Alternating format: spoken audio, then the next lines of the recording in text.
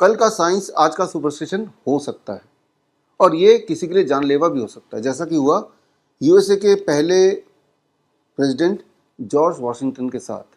बात है 14 दिसंबर 1799 की। उन्हें थोड़ा खांसी जुकाम सोर थ्रोट हो गया था। 3 बजे सुबह 3 बजे उन्होंने डिसाइड किया कि अपने फैमिली डॉक्टर को बताना ठीक रहेगा। फैमिली डॉक्टर को बताया, 3 फैमिली डॉक्टर्स थे और वो आए और उसके बाद इलाज शुरू हो गया। इलाज के नाम पे जॉर्ज वॉशिंगटन के बॉडी से ब्लड लेटिंग यानी कि खून निकालने की प्रक्रिया शुरू हो गई और करते करते रात के 10 बजे तक सेम डे उनके बॉडी से लगभग 40% खून यानी कि 2.5 लीटर के आसपास खून निकाल दिया गया था। और हुआ ये कि रात के 10 बजे के आते आते 14 दिसंबर 1799 में उनकी मृत्यु हो गई।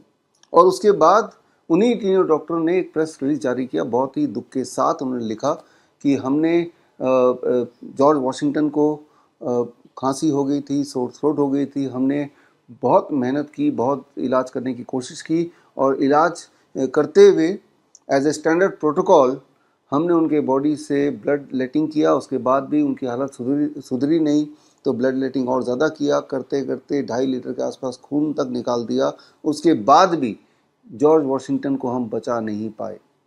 तो ये उनका प्रेस रिलीज था। जो उस वक्त साइंस माना जाता था कि भाई किसी को अगर खांसी हो गया, जुकाम हो गया, बुखार हो गया या कोई भी और इन्फेक्शियस डिजीज हो गया तो उसके बॉडी उसका खून गंदा हो गया तो खून निकालो, खून निकालते जाओ तो ठीक हो जाएगा।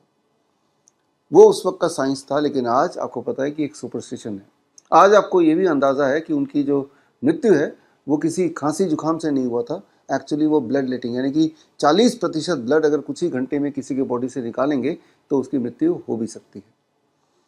तो यहाँ पे मैं ये बोलना चाह रहा हूँ कि एक टाइम पे जब उसको साइंस माना जाता था, ज़रा सोच के देखिए उस टाइम पे अगर आप या मेरे जैसे कोई होता और बोलता भाई ये क्यों कर रहे हो, इससे तो इनकी जान जा सकती है, तो या तो आपको बेवकूफ़ समझते या आपको मानवता का दुश्मन समझते।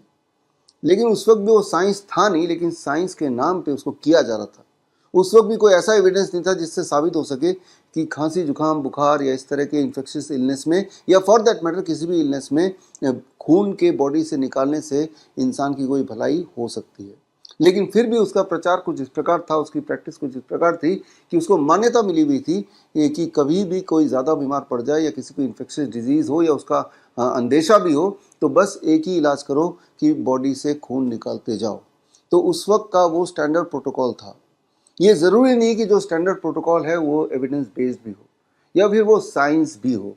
वो साइंस के नाम पे प्रोटोकॉल हो सकता है, बट वो एग्जैक्ट साइंस है या नहीं है ये आपको तफ्तीश करनी चाहिए। क्योंकि जिस प्रकार उस वक्त का आज से करीब 200 साल से ऊपर से पहले का जो साइंस था, अब हमें पता है, सभी को पता है कि ये एक सुपरस्टिशन होगा। इमेजिन करके देखिए कि आज की तारीख में आपको खांसी हो जाए और डॉक्टर आपको बॉडी से बोतल पे बोतल खून निकालने की बात सोचे या करने लग जाए तो किस तरह का एक भयानक दृश्य होगा।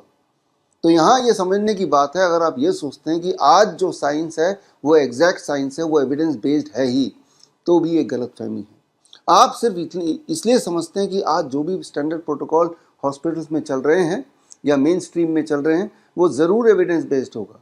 ये आपकी एक सोच हो सकती है, आपका एक अनुमान हो सकता है, आपका एक विश हो सकता है, लेकिन क्या आपने तौल के देखने की कोशिश की कि जो भी स्टैंडर्ड प्रोटोकॉल अलग अलग बीमारियों के नाम पे चल रहे हैं क्या उसका कोई एविडेंस है या उस वक्त का जो सो कॉल्ड साइंस था उसी की तरह अभी जो मान्यता मिली हुई है हर तरह के बीमारियों के इलाज का स्टैंडर्ड प्रोटोकॉल, उसका भी कहीं ऐसा तो नहीं कि वो एक सुपरस्टिशन है लेकिन वो साइंस बना के आपको बेचा जा रहा है। इसी बात पे हम चर्चा करेंगे on 23 July, that is on Chandrashekhar Azad Jayanti and बाल गंगाधर तिलक जयंती। 11 बजे आप मेरे साथ जुड़िए ओनली एट www.coronakal.tv पर।